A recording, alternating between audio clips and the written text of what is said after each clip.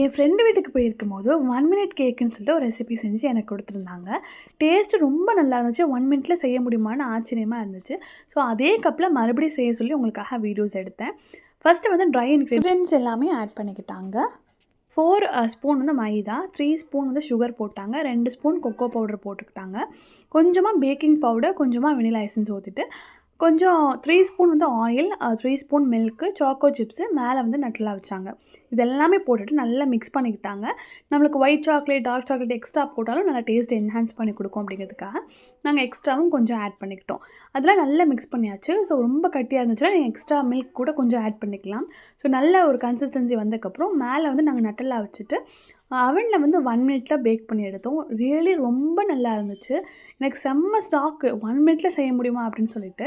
நம்ம சேனல் இப்போ தான் ஃபர்ஸ்ட் டைம் பார்க்குறீங்கன்னா ஒரு சப்ஸ்கிரைப் பண்ணிக்கோங்க. அண்ட் இதுக்கு முன்னாடியே 1 மினிட் கேக் தெரியும்னா கமெண்ட்டில் சொல்லுங்கள். தேங்க்யூ.